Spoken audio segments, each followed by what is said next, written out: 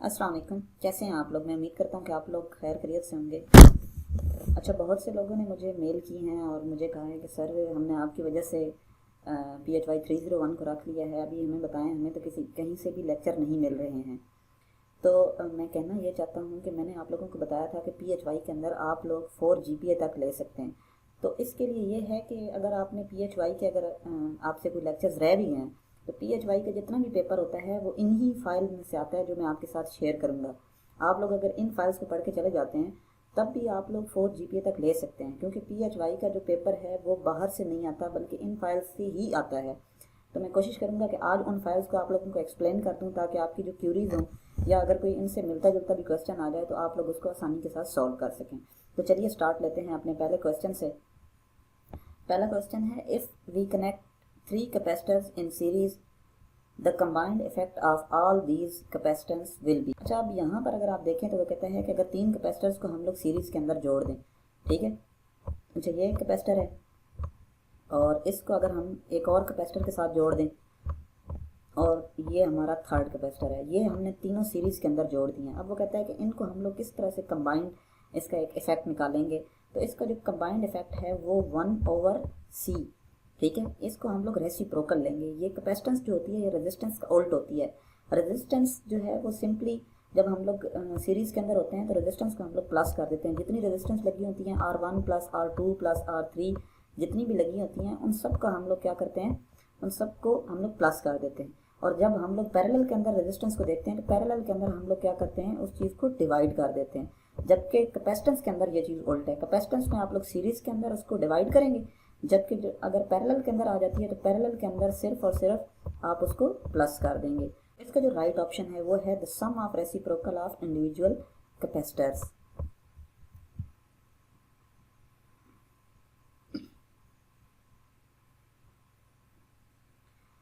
Okay, next question है, a node which emerge as a result of combination of 2 ordinary nodes is called. अगर 2 ordinary node से एक नया node बनता है तो वो हमारा सुपर नोड कहलाता है। ये तो सिंपल सी बात है, आपने पढ़ा ही होगा।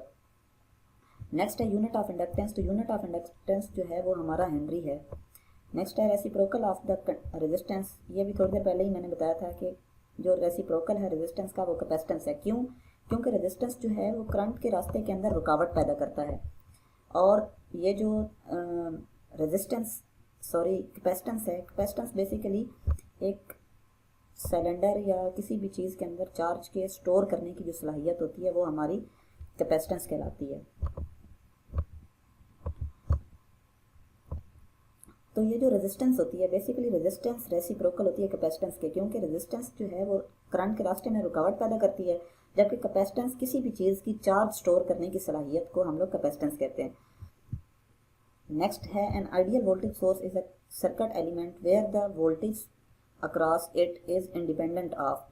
कि एक जो आइडियल वोल्टेज सोर्स होती है वो क्या होती है। एक आइडियल वोल्टेज सोर्स जो है वो इस तरह से हम लोग कहते हैं कि एक आइडियल वोल्टेज सोर्स क्या है। आइडियल वोल्टेज सोर्स वो वोल्टेज सोर्स है जो कि करंट के ऊपर डिपेंड नहीं करती, उसको हम लोग एक आइडियल वोल्टेज सोर्स कहते हैं।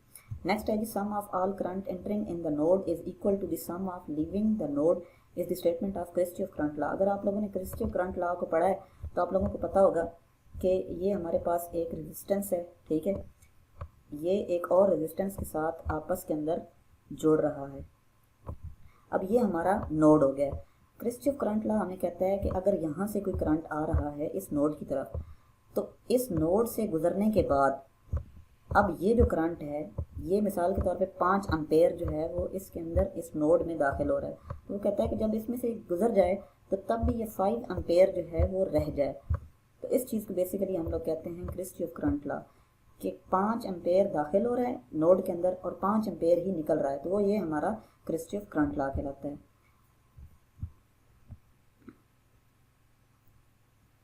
नेक्स्ट है, which current source will be used for a super mesh. तो सुपर मैश के लिए बेसिकली कौन सा हमारा जो है वो नोड यहाँ पर जो है वो यूज़ होगा।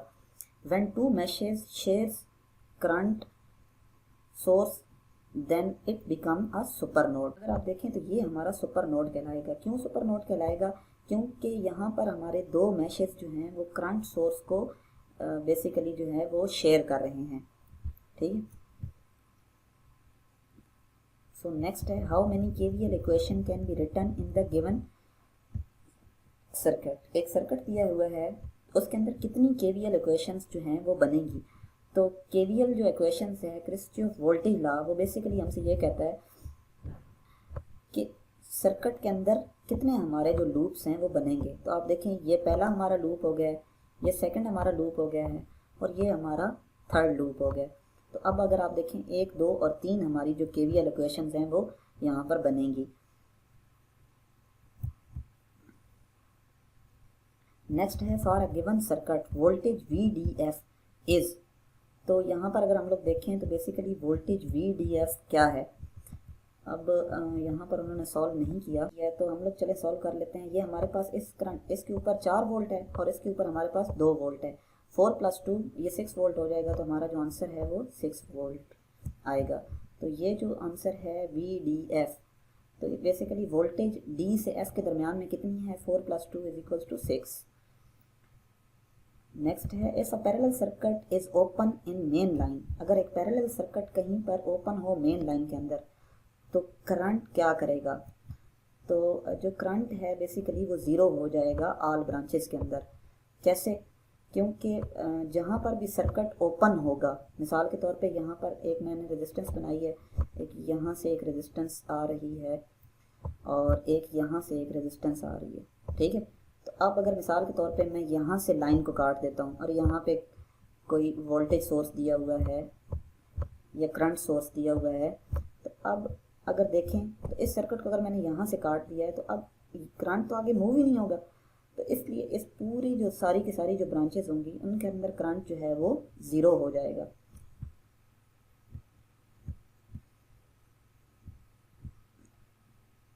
How many equation can be written for this circuit. इस सर्किट के लिए कितनी इक्वेशन हम लोग लिख सकते हैं। तो इस सर्किट के लिए हम लोग 4 इक्वेशन लिख सकते हैं।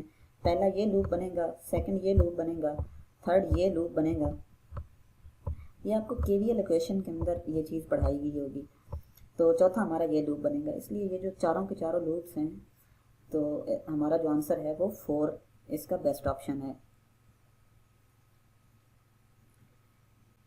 नेक्स्ट है how many sources are dependent sources in the circuit.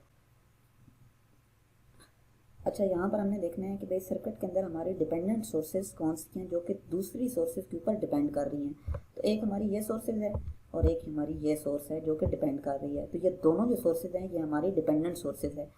ये जो सोर्स है ये इस सोर्स पर डिपेंड कर रही है, जबकि ये सोर्स जो है ये इस सोर्स पर डिपेंड कर रही है। तो इसलिए हम लोग कह सकते हैं कि बेसिकली दो जो हमारी सोर्सेज हैं वो डिपेंडेंट सोर्सेज हैं। जो सोर्स जो डायमंड के अंदर बनी होंगी वो सोर्सेज डिपेंडेंट सोर्सेज कहलाती हैं। नेक्स्ट है how many loops can be assign to the given figure. इस फिगर को कितने लूप्स जो हैं वो असाइन किए गए। अच्छा, अगर आप लोग यहाँ पर देखें तो यहाँ पर हमारे 4 लूप्स बन रहे हैं। एक यहाँ पे लूप बन जाएगा, एक इधर लूप बन जाएगा और एक इस जगह के ऊपर लूप बनेगा और एक यहाँ पे हमारा लूप बन जाएगा। तो इसका जो आंसर है वो 4 है। Through which resistance most current will be flow. अच्छा, अब करंट जो है मैंने आपको बताया था कि जो सीरीज़ जितने भी होते हैं उनके अंदर करंट जो होता है वो सेम रहता है, जबकि रेजिस्टेंस वेरी करती है। तो अब यहाँ पर जो करंट होगा वो सारों के अंदर सेम ही रहेगा। हाँ, तो इसलिए जो करंट है वो वेरी करेगी, सॉरी वोल्टेज जो है वो वेरी करेगी, जबकि करंट जो होगा वो सेम रहेगा। नेक्स्ट है इन the given circuit power dissipated across each bulb is 20 volt. What would be the resistance of each bulb. वो कहता है कि जो पावर डेसिपेशन है वो 20 वोल्ट है और वो कहता है कि हर के अक्रॉस ये कितनी होगी।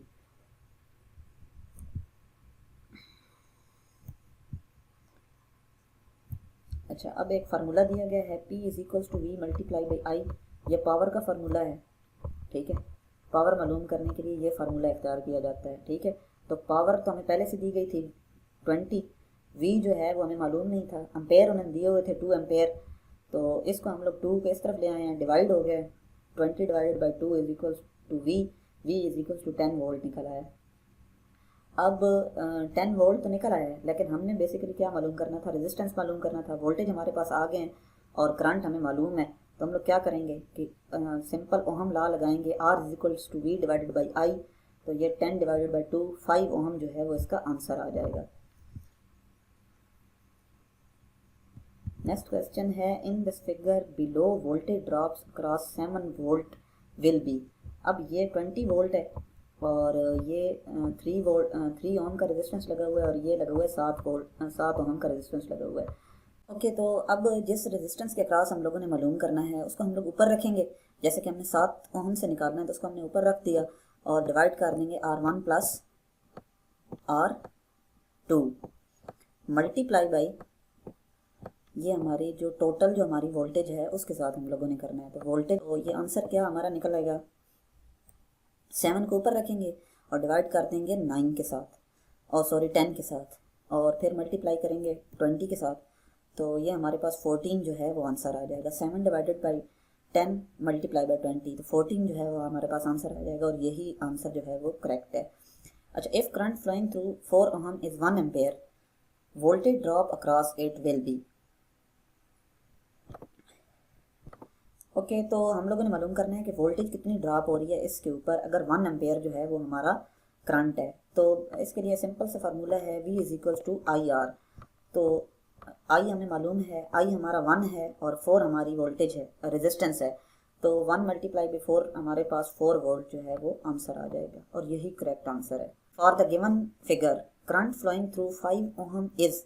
अच्छा, अब ये 4 एम्पेयर का जो है वो करंट आ रहा है। अब वो कहता है कि 4 एम्पेयर का करंट 5 ओहम में से कितना गुजरेगा। तो मैंने आप लोगों को पहले बता दिया है कि जो करंट होता है वो कोई डिवाइड नहीं होता है, कहीं पर भी वो यूज़ नहीं होता है अगर वो सीरीज़ में से गुजर रहा हो। तो इसके अंदर भी हमारा 4 एम्पेयर होगा, इसके अंदर भी 4 एम्पेयर होगा और इसके अंदर भी 4 एम्पेयर ही होगा, कोई फ़र्क नहीं होगा।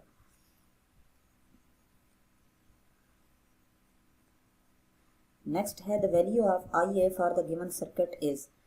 अच्छा, अब IA की हम लोगों ने वैल्यू निकालनी है कि ये कितनी है।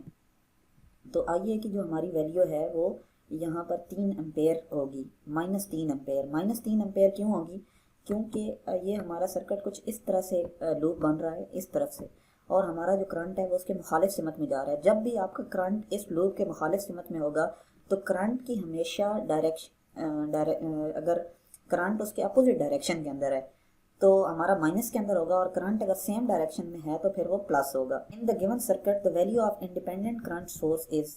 अब यहाँ पर आप देखें कि इंडिपेंडेंट करंट सोर्स क्या है। हमने यहाँ पर ढूंढना है कि हमारा इनके अंदर इंडिपेंडेंट करंट सोर्स कौन सा है। तो मैंने पहले आप लोगों को बताया था कि ये हमारा इंडिपेंडेंट करंट सोर्स होगा जो ये सर्कल के अंदर है, और ये हमारा डिपेंडेंट करंट सोर्स होगा। अब लिखने वाले ने यहाँ पर थोड़ी सी गलती की है, तो इसका जो आंसर है वो हमारा 6 मिली एम्पेयर है। जब भी मैंने आपको बताया कि सर्कल के अंदर कोई भी सोर्स होगी, चाहे वो करंट हो चाहे वो वोल्टेज हो, वो हमारी इंडिपेंडेंट होगी, जबकि जो हमारी इस डायमंड के अंदर होगी वो हमारी डिपेंडेंट सोर्स होगी। नेक्स्ट है when placed together a positively charge material and negatively charge material will. अच्छा, नेगेटिव और पॉजिटिव जो हैं वो आप लोगों ने पढ़ा होगा कि वो एक दूसरे को अट्रैक्ट करते हैं। Potential difference is another term of. ये जो पोटेंशियल डिफरेंस है बेसिकली ये किस चीज़ को हम लोग कहते हैं, ये वोल्टेज को कहते हैं। ठीक है, आप लोग वोल्टेज को पोटेंशियल डिफरेंस भी कह सकते हैं। There is no current in the circuit when. अच्छा, अब यहाँ पर हमने बताना है कि करंट किन सूरत हाल के अंदर नहीं होगा। जब स्विच क्लोज होगा तो लाजमी सी बात है करंट बहेगा। अच्छा, स्विच विल ओपन, इधर करंट नहीं होगा। नो वोल्टेज, दोनों सूरतों में नहीं होगा। तो ये A, B और C जो है वो आंसर इसका करेक्ट है। ठीक है, how much resistance is required to limit the current from 10 volt battery to 1 milli ampere. Okay, अब हमने बताना है कि रेजिस्टेंस कितनी हमें रिक्वायर्ड होगी। तो यहाँ पर हम लोग ओहम का फार्मूला लगाएंगे, R is equal to V divided by I। R हमें पता है 10 डिवाइडेड बाई 1 करेंगे तो ये हमारे पास 10 ओहम जो है वो आंसर आ जाएगा। Mid current divider is used when. Current divider को हम लोग क्यों यूज़ करते हैं, कब यूज़ करते हैं। 2 और more resistance are in parallel to current source. जब एक करंट सोर्स के 2 या 2 से ज़्यादा रेजिस्टेंस पैरेलल के अंदर आ रही हो तो हम लोग वहाँ पर करंट डिवाइडर रूल लगाते हैं। Okay, 10 ohm and 5 ohm resistance are in series. If current through 5 ohm is 5 ampere, current of 10 ohm will be। अच्छा, अब दो रेजिस्टेंस जो हैं वो सीरीज़ के अंदर लगी हुई हैं 5 और 10। तो ये हो गया जी 15। Okay, if current through 5 ohm resistance is 5 ampere, 5 वाली में 5 एम्पेयर है, the current will in 10 ohm, तो 10 ओहम वाली में कितना करंट होगा? तो दोनों चूंकि सीरीज में लगी हुई हैं तो करंट तो सेम ही होगा ना, सीरीज के अंदर तो करंट डिवाइड नहीं होता, तो इसलिए ये 5 एम्पेयर जो है वो आंसर आ जाएगा।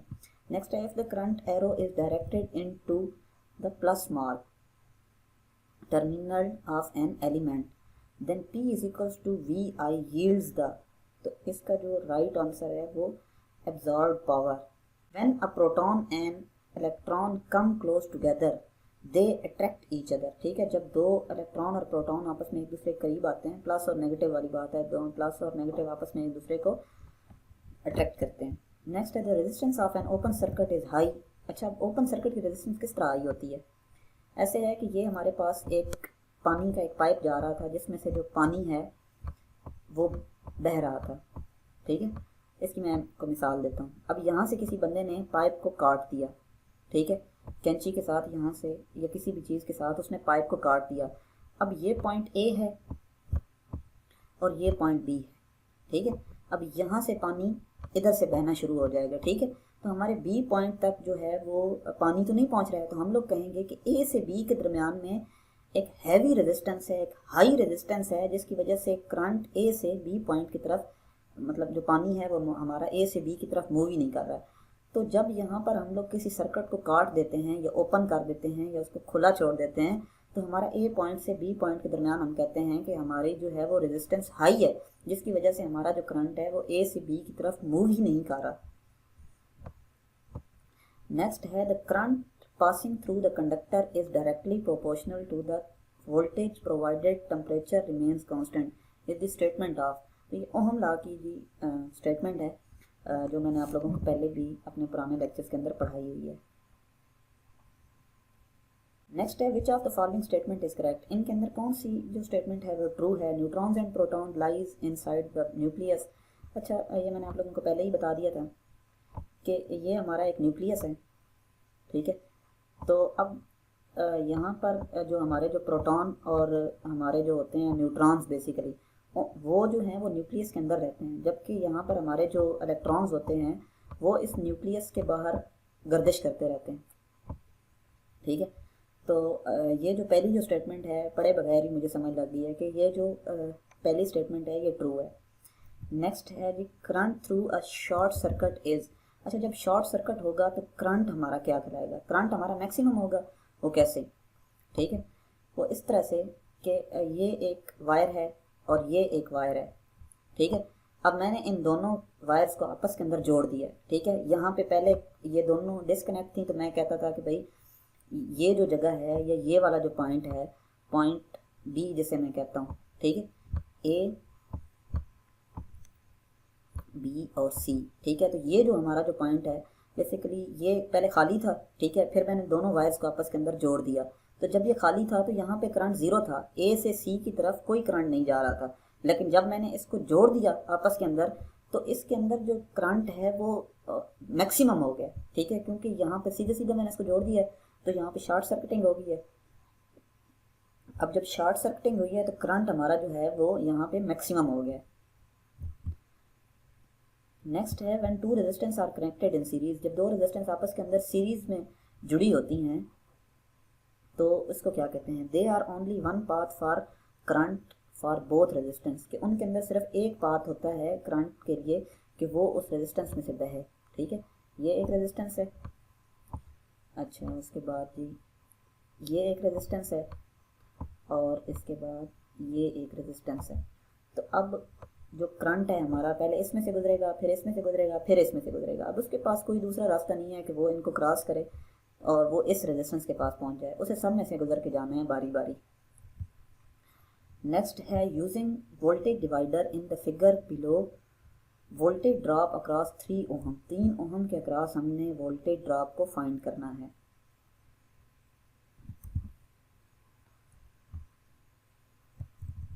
अच्छा, 3 ओहम ये वाला है, ठीक है। वोल्टेज ड्रॉप के लिए मैंने आपको पहले फार्मूला बता दिया था कि जिसमें से हमने निकालनी होती है उसको हम लोग ऊपर रख देते हैं, 3 को हम लोग ऊपर रखेंगे, डिवाइड करेंगे, 3 + 7 10 हो जाएगा। तो 3 डिवाइडेड बाई 10 मल्टीप्लाई बाई 20, तो हमारे पास 6 वोल्ट जो है वो इसका आंसर आ जाएगा। इन the given series figure the total voltage of the circuit is, यहाँ पर हम लोगों ने टोटल वोल्टेज निकालनी है। सबसे पहले इन दोनों को प्लस कर देंगे क्योंकि ये दोनों सीरीज के अंदर लगे हुए हैं। अब इन दोनों को हम लोग प्लस करेंगे तो 2 + 4 जो हमारा है वो 6 हो जाएगा और 3 एम्पेयर जो है वो हमारा करंट है। तो V is equals to IR, ठीक है, V is equals to IR formula है ओहम का, जिसके थ्रू आप लोगों ने करंट को निकालना है। तो यहाँ पे 6 है, मल्टीप्लाई बाई कर देंगे 3, तो वोल्टेज हमारे पास आ जाएगी सिंपली, ठीक है। 3 multiply by 6 is equals to 18।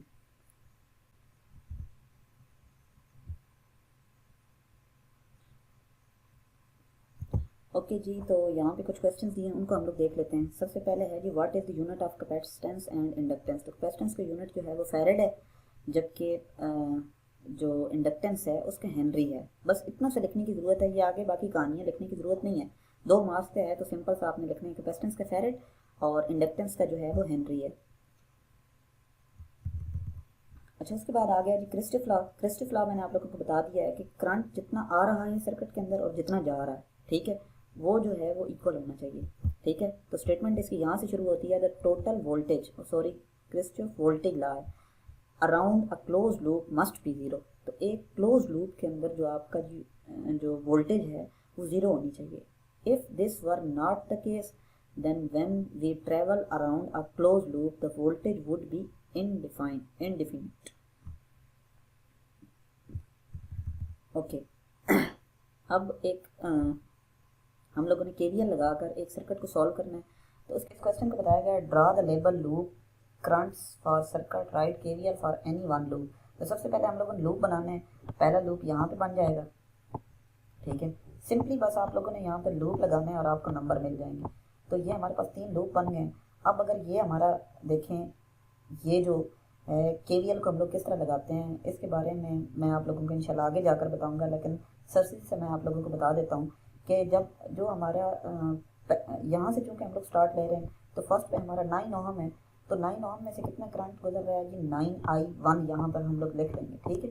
ये हमारा I1 बन जाएगा, ठीक है, और ये हमारा I2 बन जाएगा, ये हमारा I3 बन जाएगा, ठीक है।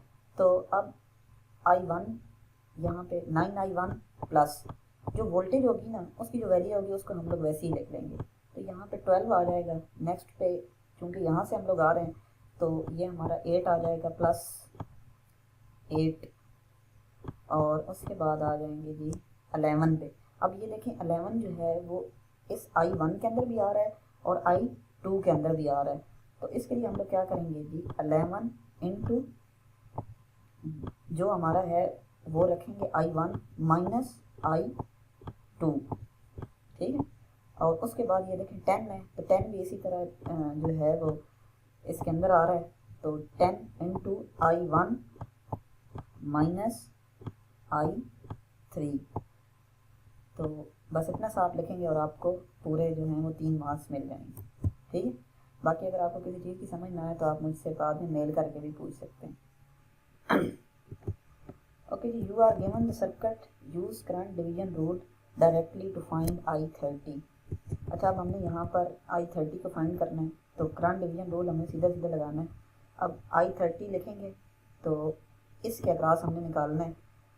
अब इसके लिए करेंगे क्या,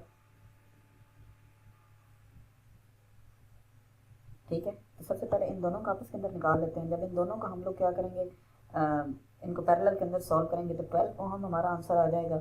अब 400 को हम लोग ऊपर रखेंगे और डिवाइड कर देंगे बाकी चीज़ों के साथ, क्योंकि इसमें से हम लोगों ने निकालना है। तो मैंने आप लोगों को बताया था कि अगर करंट डिवीजन रूल हम लोग इस्तेमाल कर रहे हो तो जिसमें से निकालना होगा, मिसाल के तौर पे इसमें से निकालना है, तो हम लोग इसको ऊपर रखेंगे और इसको डिवाइड के अंदर लेकर आएंगे। तो 400 को हम लोग ऊपर रखेंगे और बाकियों को हम लोग डिवाइड के अंदर लेकर आएंगे। तो 400 को हमने ऊपर रख दिया, 400 प्लस 12 मल्टीप्लाई बाई 10 करेंगे तो ये हमारे पास आंसर आ जाएगा 9.7 एम्पेयर। उसके बाद दिया गया था जी हमारे पास केवीएल की इक्वेशन दी गई थी कि भाई हमने इसको okay, determine the value I4 for the given network. I4 की जो वैल्यू है उसको हम लोगों ने निकालना था। तो I4 की वैल्यू किस तरह से निकलेगी, I1 की जो हमारी वैल्यू है वो है 0.5, I2 की जो है वो -5 एम्पेयर है, ठीक है। ये देखें 0.5 जो है वो इसी के रास्ते के अंदर आ रहा था और यहाँ पे हमारी 5 एम्पेयर आ गई है। अब I3 की जो वैल्यू है बेसिकली वो हमारे पास कितनी है, वो 1 एम्पेयर जो है वो प्लस के अंदर है। और I4 की वैल्यू किस तरह से आएगी, I4 की वैल्यू इस तरह से आएगी कि हमने इस पूरे को ये पकड़ लिया है। तो इसके लिए हम लोगों ने क्या किया, 1K into I4 minus I1, ठीक है। मतलब सबसे पहले हम इसको सॉल्व करने लगे हैं तो ये हमारा हो जाएगा जी 1K ये वाला है। तो चूंकि हम लोग इधर से सॉल्व करने लगे हैं तो ये पहले हमारा I4 आ जाएगा इंटू I4 माइनस I1, ये ऊपर वाला I1, उसके बाद प्लस 1K, अब यहाँ से आ रहे हैं तो ये फिर उसके बाद ये वाला 1K, इसमें सबसे पहले हम लोग I4 की वैल्यू लिखेंगे, सॉरी इधर I3 की वैल्यू आनी चाहिए थी, इधर I3 होगा माइनस I2, ओके। अब प्लस करेंगे, ठीक है। अब उसके बाद ये वाला जो है ये यहाँ पर नहीं आएगा, ठीक है, सिंपल सा यहाँ पर आएगा ये 2KI3, ठीक है। ये वाला उसके बाद आ जाएगा सीधा सीधा 2KI3 और उसके बाद आएगा जी 1K, ये वाला जो है बिल्कुल आखिर के अंदर 1KI4, ये देखिए I4 के अंदर है इसलिए हमने 1KI4 लिख दिया। तो उसके बाद बस हमने जस्ट इसकी वैल्यूज़ को पुट करना है और हम लोग आसानी के साथ अपना आंसर निकाल। ओके, ये नेक्स्ट क्वेश्चन है हमारे पास कि दो हमारे पास रेजिस्टेंस हैं R1 और R2, ये 5 ओहम के हैं और तीसरा जो है वो हमारा 10 ओहम का है। तो कहता है कितनी जो है वो टोटल रेजिस्टेंस क्या होगी और अगर हम लोग 80 वोल्ट की एक साथ में बैटरी लगा देते हैं तो उसके बाद जो है वो हमारा R3 के अंदर कितना करंट जो है वो बहेगा। तो चलें इसके लिए हम लोग लगा लेते हैं एक देख लेते हैं। सबसे पहले हम लोग एक डायग्राम बनाते हैं। तो ये एक रेजिस्टेंस है, ठीक है, और इसके बाद है जी ये एक रेजिस्टेंस है और ये एक रेजिस्टेंस है, ठीक है। अब ये सर्किट के अंदर लगी हुई है। सबसे पहले हम लोग देख लेते हैं, ये 5 एम्पेयर की है R1, ये भी 5 एम्पेयर की है और ये 10 एम्पेयर की है। तो चूंकि सीरीज़ के अंदर लगी हुई हैं तो ये हमारा 20 एम्पेयर बन जाएगा, ठीक है, R1 plus R2 plus R3, ठीक है, ये हमारा 20 एम्पेयर बन जाएगा। अब अगर हम यहाँ पर एक बैटरी लगा देते हैं, ठीक है, तो अब इसकी वैल्यू क्या हो जाएगी। तो ये जो है बैटरी को हमारी 80 वोल्ट की है, हमने करंट को फाइंड करना है। तो करंट के लिए हम लोग क्या मालूम करेंगे, I is equals to V over R, ठीक है। तो वोल्टेज हमारी 80 है, डिवाइड करेंगे 20 के साथ तो 4 एम्पेयर जो है वो हमारा करंट आ जाएगा। अब मैंने आपको पहले ही बता दिया था कि करंट इसमें से सब के अंदर सेम रहेगा। R3 के लिए पूछा है तो R3 में से भी 4 एम्पेयर करंट ही बहेगा। अच्छा, ये क्वेश्चन बहुत ज़्यादा आता है कि एक इलेक्ट्रिक हीटर है वो 15 एम्पेयर जो है वो लेता है 120 वोल्ट की पावर लाइन के अंदर से। तो कैलकुलेट करना है जी पावर, ठीक है। तो इसके लिए हम लोगों ने फार्मूला इस्तेमाल करना है, वही पावर के लिए जो फार्मूला है P is equal to V multiply by I. तो हमारे पास जो है वो V है, वोल्टेज उन्होंने दी हुई है 120 वोल्ट है और 15 हमारे पास एम्पेयर है जो उसका जो करंट है। तो ये हमारे पास आंसर आ जाएगा 1800 जो है वो इस पावर को वो इस्तेमाल करता है। अच्छा, एक और क्वेश्चन आया हुआ है कि भाई एक इंसान जो है वो रबड़ के शूज़ आखिरकार क्यों पहनता है कि इलेक्ट्रिक शॉक से बचने के लिए, और उसे क्यों नहीं लगता है। तो जो रबड़ बेसिकली है उसके अंदर करंट जो है वो फ्लो नहीं करता है, करंट रबड़ के अंदर से नहीं गुजरता।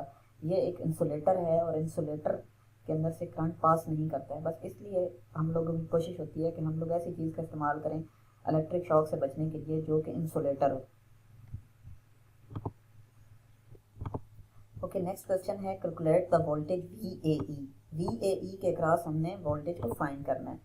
तो यहाँ से लेकर यहाँ तक जो है वो हमने वोल्टेज को फाइंड करना है, ठीक है। तो ये मैं पहले भी एक क्वेश्चन करवा चुका हूँ। करना ये है कि ये देखें यहाँ से हम लोग आ रहे हैं तो प्लस वाली साइड से आ रहे हैं, प्लस 10 वोल्ट हो जाएगा, ठीक है। ये देखें प्लस 10 वोल्ट, ठीक है।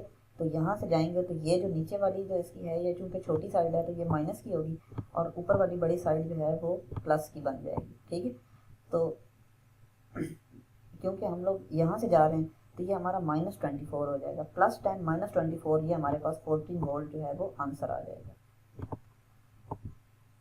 ओके, एक और है कि भाई हमने VAD मालूम करना है। अब VAD यहाँ तक आ जाएगा, ठीक है।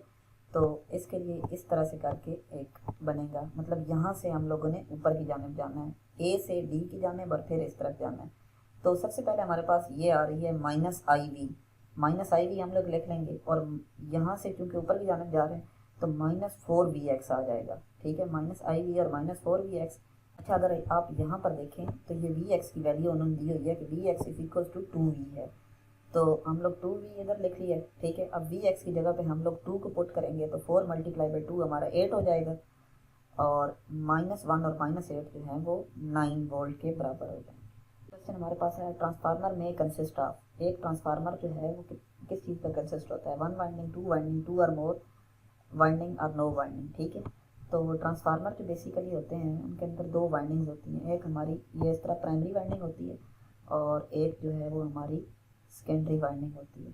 ठीक है, तो हम लोग कह सकते हैं कि भाई जो ट्रांसफार्मर होंगे उनके अंदर 2 वाइंडिंग होंगी। ठीक है, ये प्राइमरी और ये जो हमारी है वो सेकेंडरी वाइंडिंग होगी। अब in a P type semi conductor material the majority carriers are, P type है तो लाजमी सी बात है प्रोटॉन्स होंगे, होल्स जो होंगे वो ज़्यादा होंगे। ठीक है, होल्स, प्रोटॉन्स, प्लस, ये सारी चीज़ें एक ही चीज़ का नाम है। ठीक है, उसके बाद है जी the primary and secondary winding of the transformer are, primary और सेकेंडरी वाइंडिंग जो ट्रांसफार्मर की होती हैं ये फिज़िकली आइसोलेटेड होती हैं। ठीक है, इस तरह इसका साइन बना होता है ट्रांसफार्मर का। ठीक है, और इनके दरमियान में ये इस तरह आइसोलेशन होती है कि ये दोनों एक दूसरे के ऊपर लैप ना कर लें। ठीक है, ये इस तरह से करके बना होता है। कभी आपने ट्रांसफार्मर को शायद बीच में से खोला हो तो आपने देखा होगा कि 2 वाइंडिंग्स के दरमियान में इस तरह इंसुलेटेड मटेरियल होता है जो कि उन दोनों को आइसोलेट रखता है। अच्छा, ट्रू फॉल्स आ गया, whole current is opposite of electron current. कहता है कि जो होल करंट है वो अपोजिट होता है इलेक्ट्रॉन करंट के, मतलब जो प्लस करंट होता है वो हमारे नेगेटिव करंट के अपोजिट होता है। तो ये बिल्कुल ट्रू है। Secondary voltage is greater in magnitude as compare to primary voltage in the, तो सेकेंडरी, अगर आपकी सेकेंडरी वोल्टेज ग्रेटर है प्राइमरी वोल्टेज से, ठीक है, तो वो हमारा स्टेप अप ट्रांसफार्मर कहलाता है। मिसाल के तौर पे ये हमारी प्राइमरी वाइंडिंग्स है, इसके हमारे 3 टर्न्स हैं।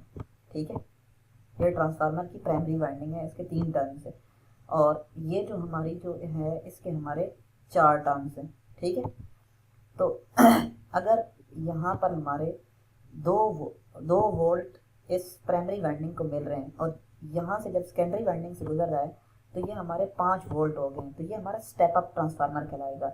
मतलब इनपुट पर उसने 2 वोल्ट दिए हैं, आगे उसने इसको स्टेप अप किया है और 5 वोल्ट करके वो आगे हमें प्रोवाइड कर रहा है। जिस तरह हमारे घरों के अंदर हमने ट्रांसफार्मर या स्टेबलाइजर या इस तरह रखे होते हैं कि गर्मियों के अंदर करंट हमें कम मिल रहा होता है, वोल्टेज लो होती है, लेकिन वो बेसिकली क्या करता है, स्टेप अप करता है वोल्टेज को और हमें 220 वोल्ट ही मुहैया करता है। तो बस यही वाला सारा चक्कर है स्टेप अप के अंदर। तो स्टेप डाउन ट्रांसफार्मर यहाँ पर उन्होंने आगे दिए हुए कि लेस करंट है अगर सेकेंडरी के अंदर, मिसाल के तौर पे यहाँ पे हमें 5 वोल्ट मिल रहे थे और आगे हमें 2 वोल्ट मिल रहे हैं, तो अब इसने डाउन कर दिया है वोल्टेज को, ये हमारा जो है वो स्टेप डाउन ट्रांसफार्मर कहलाएगा। A transformer will be out of phase when, transformer out of phase कब होगा, output voltage is 180 degree out of phase with input voltage. तो ये इसका जो है वो राइट आंसर है। For P N junction under forward bias, तो पी एन जंक्शन के अंदर जो है वो जब वो फॉरवर्ड बाइस के अंदर होता है तो ज़्यादा करंट फ्लो करता है। ठीक है, नेक्स्ट है जी when turn ratio of the transformer is 10 and primary voltage is 6 the secondary voltage is. अच्छा, अब अगर हम लोग बात करें ट्रांसफार्मर की तो सबसे पहले तो हम लोगों को टर्न्स के बारे में पता होना चाहिए। वो कहता है कि जो प्राइमरी वोल्टेज के जो टर्न्स हैं वो 10 हैं।